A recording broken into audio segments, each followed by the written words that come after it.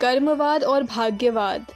हमारे देश में आज जितनी त्रुटियां और अभाव दृष्टिगोचर होते हैं, उनमें से अधिकांश का कारण यहाँ की जनता में प्रचलित भाग्यवाद का अंधविश्वास है। कर्म का सिद्धांत तो हिंदू धर्म का एक बहुत बड़ा अंग है और इसे भारतीय तत्व ज्ञान की एक अनुपम खोज माना जाता है। जो जैसा करेगा उसे उसका वैसा फल या परिणाम अवश्य ही भोगना पड़ेगा। यह धर्म का ही नहीं वरन नीति और चरित्र का भी बहुत उच्च सिद्धांत है, और जो इसे नहीं मानता वह मानव नहीं दानव या पशु श्रेणी में गिने जाने योग्य है। पर खेद है कि पिछले कई सौ वर्षों में इस कर्मवाद के सिद्धांत की बहुत अधिक छीछालेदर हुई है तथा अज्ञानी और आलसी लोगों ने, जिनमें हम भीख मांगने वाले साधु वंशधारियों की गणना विशेष रूप से कर सकते हैं, इसे भाग्यवाद के रूप में बदलकर पतन का साधन बना दिया है। कहाँ तो कर्मवाद यह शिक्षा देता था कि हम जैसा करेंगे वैसा ही अवश्य हमको भोगना पड़ेगा, इसलिए हम सदैव शुभ और उन्नतिकारी कर्म करें जिससे हमारा भावी जीवन सुखी और कल्याणमय हो। और कहाँ भाग्य का यह रोना कि दाने दाने पर मोहर है, जो हमारे भाग्य में है वह अवश्य मिल जाएगा। फिर परिश्रम, उद्योग, पुरुषार्थ करने से क्या लाभ? भगवान के भरोसे बैठे रहो, वह चींटी से लेकर हाथी तक के खाने पीने की व्यवस्था करता है, तो क्या हम मानव तनधारियों को जो सदा उसका नाम लेते रहते हैं भूखों मर जाने देगा? हरगिज नहीं। हमारे संत महात्मा कह गए हैं, अजगर करे न चाकरी, पंछी करे न काम, दास मलूका कह गए सबके दाता राम। न जाने किस अशुभ घड़ी में ऐसे निकम्मेपन और कायरता के उद्गार जनता के दिमाग में भरे गए थे कि आज समूचा देश नहीं तो कम से कम 90% भारतवासी तो भाग्यवाद के पक्के शिकार हैं। ये बेचारे जीवन निर्वाह के लिए कोई न कोई धंधा कारोबार अवश्य करते हैं, पर भाग्यवाद के विष के कारण उनके जीवनों में कोई उत्साह या उल्लास नहीं रहता। ये वही विचार करते रहते हैं कि हम चाहे जितनी मेहनत कोशिश करें मिलेगा हमें उतना ही जितना हमारे भाग्य में लिखा है। यह भयंकर विचार उनके पुरुषार्थ के भाव को कुंठित कर देता है और वे दिन पर दिन अकर्मण्य बनते चले जाते हैं। वे यही सोचते हैं, जब हमारा भाग्य ही नहीं बदल सकता तो हमारी कंगाली भी दूर नहीं हो सकती, हमें धन भी नहीं मिल सकता, हम तरक्की नहीं कर सकते, फिर ज़्यादा प्रयत्न ही क्यों किया जाए? सच पूछा जाए तो यह भाग्यवाद का ढकोसला मानव समाज का एक बहुत बड़ा कलंक है। यह कैसे पैदा हो गया, तो इसका उत्तर यही है कि कुछ स्वार्थी और चालाक लोगों ने धर्म की आड़ लेकर इसे फैला दिया। जो लोग चालाकी से अथवा ताकत के द्वारा दूसरे लोगों का स्वत्व अपहरण करके स्वयं मालदार और श्रीमान बनते हैं अथवा बैठे ठाले तरमाल उड़ाते रहते हैं, वे लूटे जाने वाले गरीब लोगों को इन्हीं शब्दों से संतोष देते हैं।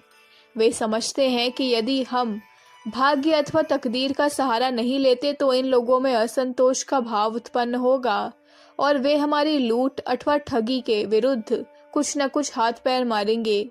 इसलिए वे उनको ईश्वर और धर्म के नाम पर भाग्य का ऐसा भूत बनाकर दिखला देते हैं कि वे बेचारे उससे भयभीत हो जाते हैं और अपनी दुर्दशा और हानि को ईश्वरीय विधान समझकर चुप रह जाते हैं। पर इसमें उनमें धीरे धीरे अकर्मण्यता और उदासीनता की भावना घर करती चली जाती है और उनका जीवन प्रायः नष्ट हो जाता है। वास्तव में भाग्यवाद सर्वथा निराधार और काल्पनिक चीज है। अगर प्रारब्ध का कोई अर्थ है तो उद्योग उससे कहीं बड़ी चीज है। शास्त्रों में भी स्थान स्थान पर ऐसे उपाख्यान मिलते हैं जिनसे विदित होता है कि उद्योग द्वारा मनुष्य भाग्य पर निश्चित रूप से विजय प्राप्त कर सकता है। सावित्री सत्यवान की कथा में सत्यवान के भाग में युवावस्था में मरना लिखा था, पर सावित्री ने मृत्यु से लड़कर उसे वापस लौटा दिया। यह उदाहरण अगर उद्योग की प्रधानता को नहीं बतलाता तो और क्या प्रकट करता है?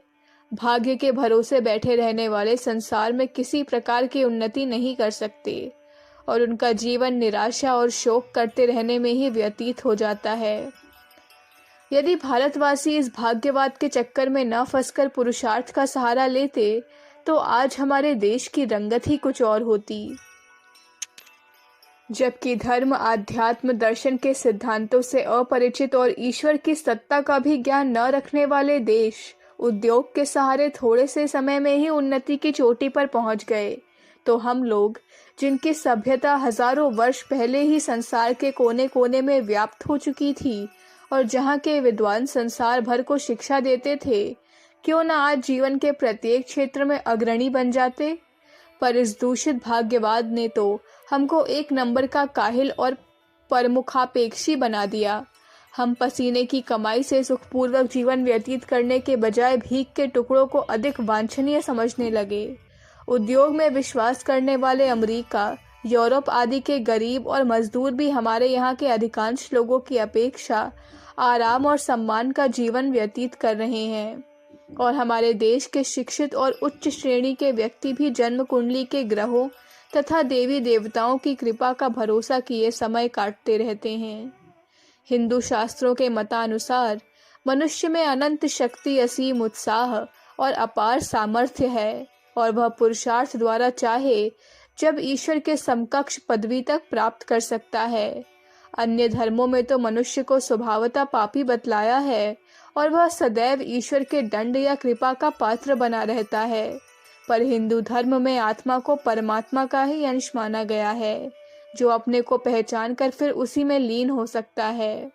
ऐसे महान और उद्दांत सिद्धांत वाले धर्म के अनुयायी भाग्य जैसी निरर्थक और सारहीन धारणा के वशीभूत होकर पतन के गर्त में गिर जाएं, तो निसंदेह यह बड़े ही शोक और लज्जा की बात है। अभी तक लोग उस व्यक्ति को नास्तिक कहते थे जो ईश्वर पर विश्वास नहीं करता, पर हम कहते हैं कि जो अपने आप के ऊपर विश्वास नहीं करता वह उससे भी बड़ा नास्तिक है। हिंदू तत्वज्ञान और संस्कृति के अनुयायियों को तो सदैव पुरुषार्थी होकर साहस और अध्यवसाय के साथ आत्मोन्नति के शिखर पर चढ़ने का प्रयत्न करते रहना चाहिए। अखंड ज्योति, मार्च 1959, पृष्ठ संख्या 25, 26, 27। हमारे YouTube चैनल विचार क्रांति दूत अखंड ज्योति पत्रिका को सब्सक्राइब करें एवं अगली वीडियोस प्राप्त करने के लिए बेल आइकन दबाएं। धन्यवाद।